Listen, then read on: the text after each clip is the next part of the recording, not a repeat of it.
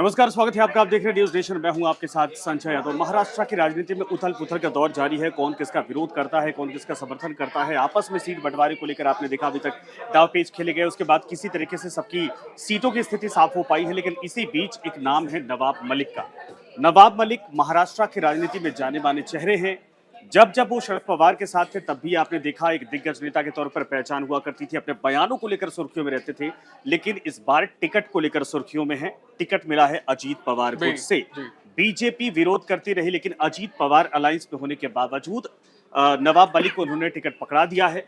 राजनीति क्यों गर्म हो गई है, किस बात को लेकर विरोध था और अजीत पवार के इस दाव के बाद फिलहाल अब नवाब मलिक की स्थिति क्या दिख रही है और क्या गठबंधन के भीतर इस बात को लेकर विरोध है, इन तमाम सवालों का जवाब हम समझने की कोशिश करेंगे। रोहन हमारे साथ हैं। रोहन, जरा ये समझाइए, नवाब मलिक इस वक्त सुर्खियों में क्यों है, किस बात को लेकर ये? देखिए संजय, नवाब मलिक को लेकर मसला इसलिए गर्म है क्योंकि सबसे पहली बात तो बीजेपी के विरोध के बावजूद अजित पवार गुट ने नवाब मलिक को मानखुर्द शिवाजी नगर जैसी हाई प्रोफाइल सीट से टिकट दिया। दूसरी चीज ये है कि मानखुर्द शिवाजी नगर सीट, जहां से सपा के अबू आजमी, महाराष्ट्र सपा के जो अध्यक्ष हैं, वो कैंडिडेट हैं, उनका कहना है कि बीजेपी जानबूझकर नवाब मलिक का विरोध कर रही है।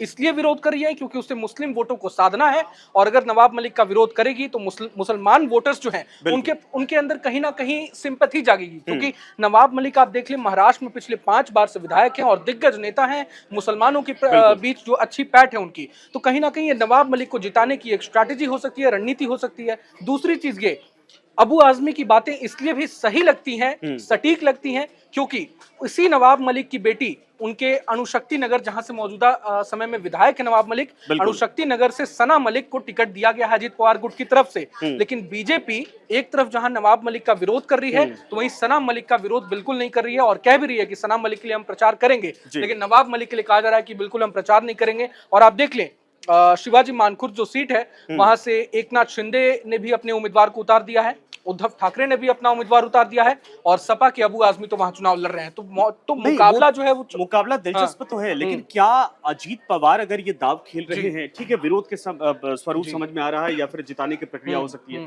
लेकिन ये मुसलमानों का जो वोट अब तक लग रहा था, या तो समाजवादी पार्टी ले जाएगी या कांग्रेस को मिल सकती है या फिर उद्धव गुट को मिल सकता है, उसमें कहीं ना कहीं एक तोड़ करने की कोशिश है, उसमें कहीं डिवाइड करने की कोशिश है, और अजीत पवार गुट को इससे फायदा होगा जहां जहां वो लड़ रहे हैं। संजय, यहाँ पर 2 कथनी है, 2 थ्योरीज हैं जो मैं समझाना चाहूंगा। एक तो ये कि लोकसभा चुनाव के बाद एक आकलन जो किया, एनालिसिस जो किया गया एक्सपर्ट्स द्वारा, उसके मुताबिक महाराष्ट्र के जो मुस्लिम वोटर्स हैं, लोकसभा चुनाव 2024 के पहले कहीं ना कहीं कांग्रेस और एनसीपी शरद गुट के साथ लामबंद थे। एनसीपी अब डिवाइड हो चुकी है, एक तरफ अजित गुट है, एक तरफ शरद गुट है। अब जो मुस्लिम वोटर्स है वो विकल्प तलाश रहे हैं। विकल्प कौन है? AIMIM ओवैसी की पार्टी, और दूसरी समाजवादी पार्टी यानी अखिलेश यादव की पार्टी। बिल्कुल। लेकिन अजित पवार हो सकता है ऐसा भी सोच रहे हो, बीजेपी महायुति ऐसा भी सोच रही हो कि नवाब मलिक के जरिए और ऐसे मुस्लिम कैंडिडेट्स जो हैं, इनके जरिए महायुति में जो कुछ गैप बचा हुआ है उसे हम मुस्लिम वोटरों को वहां खींच सकें। बिल्कुल। दूसरी चीज ये हो सकती है कि जब शरद पवार और अजित पवार के बीच, जब एनसीपी में बंटवारा हो गया, टूट गई जब पार्टी, तो उसके बाद नवाब मलिक ने कहीं ना कहीं, एनसीपी में पहले भी रह चुके हैं, शरद पवार के काफी खास माने जाते थे, लेकिन कहीं ना कहीं उन्होंने अजित पवार का साथ दिया। जब पार्टी टूटी उस वक्त नवाब मलिक जेल में थे, PMLA के तहत केस चल रहा था, अभी मेडिकल ग्राउंड्स पर बाहर है। तो नवाब मलिक ने काफी अजित पवार का साथ दिया। लोकसभा चुनाव में भी महज अजित पवार की पार्टी को 4 सीटें मिली थी, लेकिन इसके बावजूद नवाब मलिक ने अजित पवार का कई मौकों पर साथ दिया, और वो कहते भी हैं कि अजित पवार मेरे बड़े भाई की तरह हैं और मैं हर मौके पर उनका साथ दूंगा। तो अजित पवार के लिए भी एक चैलेंज था, उनके पार्टी के अंदर से भी कई बार स्वर उठ चुके हैं कि आप नवाब मलिक को मौका दीजिए, उनका साथ दीजिए। तो हो सकता है इस बार भी आप देख ले, टिकट बंटवारे में भी, सीट बंटवारे में भी अजित पवार को जिस तरह से तरजीह नहीं दी गई, शिंदे गुट को ज्यादा तरजीह दी गई, तो अजित पवार जाहिर तौर पर बीजेपी जितने भी क्लॉजेस लगाएगी वो तमाम बातें हैं, अजित पवार हर क्लॉज तो नहीं मानेंगे ना। तो हो सकता है ये भी एक रीजन हो कि नवाब मलिक को उन्होंने टिकट दिया बीजेपी के विरोध के बावजूद। तो ये तमाम बड़ी बातें हैं, लेकिन अबू आजमी की सीट अब फंस सकती है। नहीं, एक चीज बताइए, शरद, ठीक है, अजीत पवार ने ये पूरी स्ट्रेटजी अपनाई, लेकिन क्या ये माना जा चुके बीजेपी विरोध करती रही है, तो अगर नवाब मलिक वहां से जीत कर आते हैं या नवाब मलिक अजीत पवार की तरफ से एक बुलंद आवाज बनते हैं या फिर पार्टी के भीतर उनका कद बढ़ता है, जी। तो ये बीजेपी इसका विरोध करेगी या फिर बीजेपी साइलेंट होगी? क्योंकि अब तक बीजेपी खुलकर विरोध करती रही है। बीजेपी चालाकी से इस गेम को खेलना चाहेगी, क्योंकि कल ही मैं नवाब मलिक को सुन भी रहा था, एक टीवी चैनल को इंटरव्यू में उन्होंने कहा साफ साफ तौर पर कि उनकी लॉयल्टी जो है वो सिर्फ अजित पवार के लिए है, अजित एनसीपी के लिए है, ना कि बीजेपी और ना कि महायुति के लिए। झंडा भी वो बुलंद करेंगे, उठाएंगे तो एनसीपी का झंडा उठाएंगे, ना कि महायुति का झंडा उठाएंगे। तो उनके तरफ से स्टैंड क्लियर है, लेकिन अब डिसाइड करना है बीजेपी को कि आने वाले समय में क्या होगा। और अजित पवार भी अपना स्टैंड क्लियर रखना चाहते हैं कि मैं दबने वाला नहीं हूं। अगर क्योंकि आप देख लें, अगर सीट्स बीजेपी को ज्यादा आती है तो यहाँ सीएम फेस को लेकर भी, डिप्टी सीएम को लेकर भी अजित पवार ये जानते हैं कि मुझे सीएम तो कभी भी महायुति में मैं बनने वाला नहीं हूं, लेकिन डिप्टी सीएम पद को लेकर भी अभी से ही दावेदारी वो स्पष्ट रखना चाहते हैं। आने वाले समय में बीजेपी अगर प्रेशराइज भी करेगी तो वो दबने वाले नहीं है। ये कहीं ना कहीं एक स्टैंड वो अपना क्लियर कर रहे हैं नवाब मलिक के भी जरिए।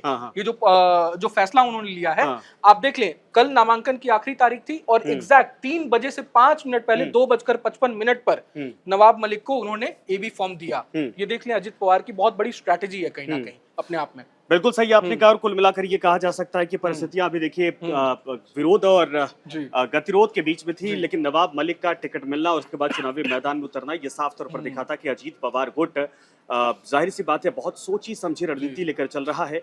और इन सब के बीच में अबू आजमी जो दावा कर रहे थे कि हमें 22-25 सीटें चाहिए, उसका क्या ये तोड़ निकालने की कोशिश है, या फिर अजीत पवार ये संकेत दे रहे हैं कि बीजेपी के साथ अलायंस तो है, लेकिन उनकी दिशा, उनकी लाइन, उनकी अपनी जो पार्टी की स्ट्रेंथ है वो भी एक वोट बैंक को सपोर्ट करती है, लेकर चलती है, उनके साथ खड़ी रहती है, और उसमें किसी भी तरीके से कोई कोताही नहीं की जाएगी या उसमें कोई ढिलाई नहीं की जाएगी।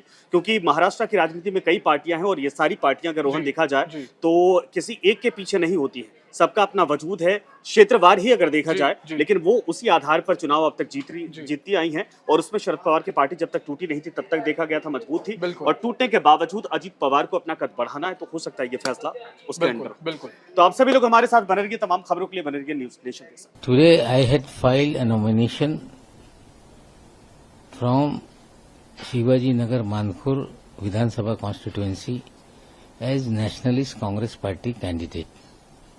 And also I had filled the form as an independent candidate also.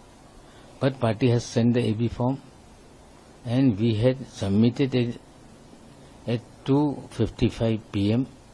and now I am an official candidate of Nationalist Congress Party. I am very much thankful to Ajit Pawar ji, Praful Patel ji, Sunil Tatkare ji. They had made confidence in me. Definitely people demand to contest election from Shivaji Nagar Mankur, and definitely the huge voter will be support me. They give a huge support in my rally. I am very much confident that this time we will win from Shivaji Nagar Mankur Vidhan Sabha assembly constituency. News nation अब WhatsApp पर खबरों के ताजा update के लिए news nation के इस QR code को स्कैन करें।